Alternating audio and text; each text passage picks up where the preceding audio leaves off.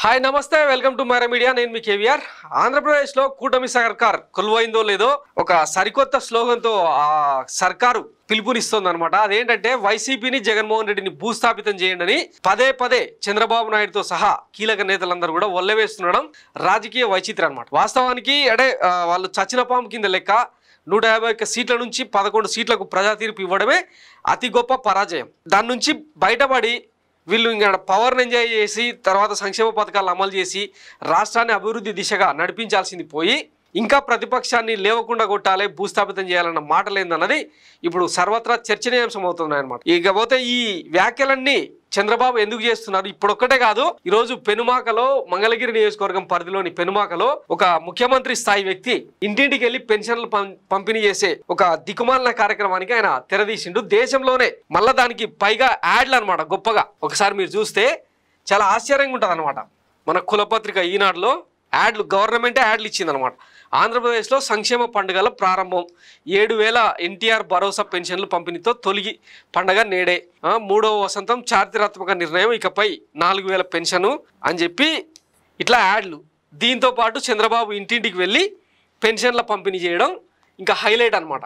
ఇదిగో పెనుమాకలో లబ్ధిదారుల ఇంటికి వెళ్ళి చంద్రబాబు పెన్షన్లు పంపిణీ చేస్తున్నాడు అనమాట. ఓ చెప్రాసి చేయాల్సిన ఉద్యోగం సార్ ఇది. ముఖ్యమంత్రి స్థాయి 40 ఏళ్ళ అనుభవం, రాష్ట్రానికి డైరెక్షన్ ఇచ్చేది ఇట్లా కాదని చెప్పి సోషల్ మీడియాలో ఇప్పటికే చర్చలు జరుగుతున్నాయి అనమాట. ఇట్లాంటి సందర్భంలోనే ఒక సామెత కూడా గుర్తుకొస్తుంది, కుక్క పని కుక్క చేయాలి గాడిద పని గాడిద చేయాలని. ఊరికే రాలే, ఇంకా దేశంలో ఎవరు కూడా ఇట్లా సంక్షేమాన్ని అందించలేదా?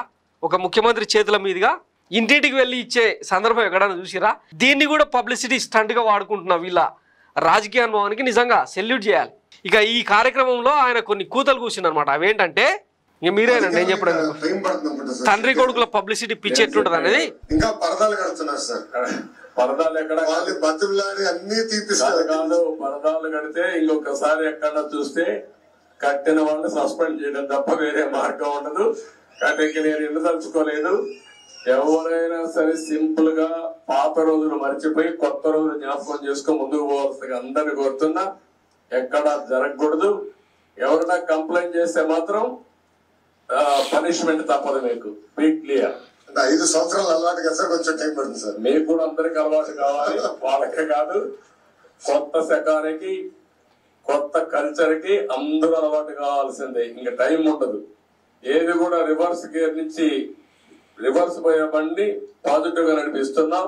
ఇంకా స్పీడ్ పెంచడం తప్ప ఎనికిపోయే సమస్య ఎవరికి ఉండకూడదు, ఆలోచన రాకూడదు. లేకపోతే ఒక షార్ట్ ట్రీట్మెంట్ ఇస్తే అందరూ సెట్ అయిపోతారు, ఇన్క్లూడింగ్ ఎవరైనా సరే. నేను సిద్ధంగా ఉన్నా షార్ట్ ట్రీట్మెంట్ ఇవ్వడానికి. పాపం ఇంకా కొంచెం ఇది ఉంది కాబట్టి స్లోగా పోతున్నా. ఇప్పుడు స్పీడ్ పెంచాలి ఇంకా, అంతే. నేను అందుకే చెప్పా 95 ముఖ్యమంత్రిని చూస్తారని. 4.0 95 అది గుర్తుపెట్టుకోవాలి.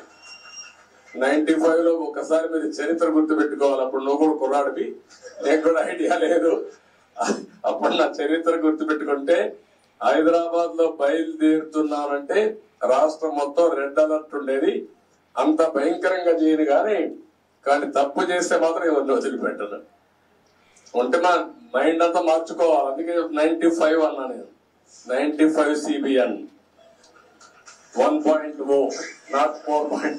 అది రిపిటేషన్ వస్తుంది. ఇప్పుడు ఇక్కడ మంత్రులకు ఉంటుంది, ఎమ్మెల్యేలకు ఉంటుంది, అందరికీ ఉంటుంది.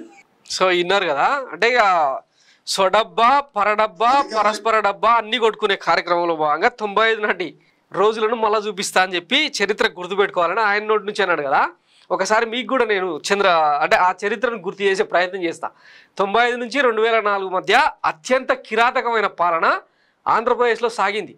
ఉద్యోగులకు కనీసం ఉచ్చబోసుకునే టైం ఇవ్వకుండా ఎట్లా పడితే అట్లా. ఆయన యాక్చువల్గా పరిపాలన దక్షుడు కాదు, అప్పుడు కేవలం తనకు తానే చెప్పుకున్నాడు, నేను ఈ ఆంధ్రప్రదేశ్కు CEO ను, ప్రజలు ఎన్నుకున్న CEO ను అని చెప్పి చెప్పుకున్నాడు అనమాట. అప్పట్లో ప్రపంచ బ్యాంకు తాబేదారుగా, ప్రపంచ బ్యాంకు ఏజెంట్గా వాళ్ళు చెప్పినట్టు అలా ఆడి కరెంటు కష్టాలు, కరువు, జనశక్తి పేరుతో, నక్సలైట్ల సానుభూతి పరుల పేరుతో వందలాది హత్యలు, ఘోరాలు, తెలంగాణ ఉద్యమకారులను అయితే ఊచకోత పోసిన సందర్భం. తర్వాత ఉచిత కరెంటు మీద ఉద్యమాలు చేస్తే బషీర్బాగ్ దగ్గర గుర్రాలతో తొక్కించిన సందర్భాలు, ఏంటి పెల్లెట్స్ పేలిస్తే ఒక 3 రైతులు చచ్చిపోయిన సందర్భం ఇవన్నీ ఉన్నాయన్నమాట. అవన్నీ గుర్తు చేసుకుందామా సార్? ప్రజాస్వామ్య యుగంలో ఉన్న మనం మీ పాలన తర్వాత ఎంతో కొంత ఇటు తెలంగాణలో అటు ఆంధ్రప్రదేశ్లో ప్రజాస్వామ్య పునాదులకు రెక్కలు వచ్చినాయి. స్వేచ్ఛగా తిరిగి స్వేచ్ఛగా మాట్లాడుకునే రోజులు వచ్చినాయి. అప్పట్లో మీ ఈనాడు, ఆంధ్రజ్యోతి లాంటి పత్రికలు చేసిన చిమ్మిన విషయం తప్పిస్తే జనాలకు స్వేచ్ఛగా మాట్లాడుకునే వెసులుబాటు కూడా లేకుండా అట్లాంటి విష సంస్కృతిని, అట్లాంటి ఫ్యాక్షన్ సంస్కృతిని రాజశేఖర రెడ్డి తర్వాత ఏర్పడ్డ ప్రభుత్వాలన్నీ మారుస్తూ వచ్చినాయి. ఇప్పుడు ఈయన మళ్ళా వైఎస్ జగన్మోహన్ రెడ్డిని భూస్థాపితం చేయాలి, తర్వాత వైఎస్ జగన్మోహన్ రెడ్డి పాలనను, వైఎస్ జగన్ సర్కార్ పాలనను ఇక ఈ 5 ఏళ్ల పాటు చర్చించుకుంటూ ఉండాలి. మన దిక్కుమాలిన పాలన మాత్రం ఎవరు డిస్కస్ చేసుకోవద్దు అన్న వ్యూహంలో భాగంగా ఇవన్నీ తెర మీదకి తీసుకొస్తున్నారు అనమాట. ఇప్పటికే కేవలం అంటే ప్రభుత్వం ఏర్పడ్డ ఈ 15 రోజుల్లోనే ఉమ్మడి ఆంధ్రప్రదేశ్ వ్యాప్తంగా ఎన్నడూ జరగనంత రాక్షస కాండ, దమనకాండ ఈ 15-20 రోజుల్లోనే మోపైంది. కానీ ఈ పాలకులకు ఇవన్నీ కనపడవు. విగ్రహాలు ధ్వంసం అవుతుంటాయి, పెట్రోల్ పోసి అంటుపెట్టే కార్యక్రమాలు జరుగుతుంటాయి, ఇంటింటికి వెళ్ళి వైసీపీకి ఓటేసిన వాళ్ళను గుంజుకొచ్చి కొట్టే సందర్భాలు ఇవన్నీ అంటే దేశం చూస్తుంది. మీ కళ్ళకు కనపడకపోవచ్చు, ఎందుకంటే పచ్చ రిబ్బన్లు కట్టుకున్న వాళ్ళకు ఇవన్నీ కనపడకు. కానీ మానవ హక్కుల సంఘాలు, ప్రజా సంఘాలు, ప్రజాస్వామ్యవాదులు, రాజ్యాంగం మీద నమ్మకం ఉన్న వాళ్ళు ఇవన్నీ గమనిస్తూ ఉన్నారు. వీటికి సంబంధించిన ట్రీట్మెంట్ ఇంకా వేరే ఉంటుంది. ఎప్పుడు అంటే ఈ 5 ఏళ్లే మనకు ప్రజలు ఇచ్చిన తీర్పు, దాన్ని దృష్టిలో పెట్టుకొని పాలిస్తేనేమో ఒక గొప్ప దార్శనికుడు లెక్క ఇప్పటికి కూడా ఛాన్స్ ఉంది. 74 ఏళ్ల వయసులో మీకు ఒక అత్యున్నత అవకాశం వచ్చింది. ఇప్పటికైనా మారతారనుకుంటే గతాన్నే రిపీట్ చేస్తారంటే ఇంక దానికి ఎవడేం చేయలేడు. ఎందుకంటే ప్రజల తీర్పు చాలా విభిన్నంగా ఉంటుంది.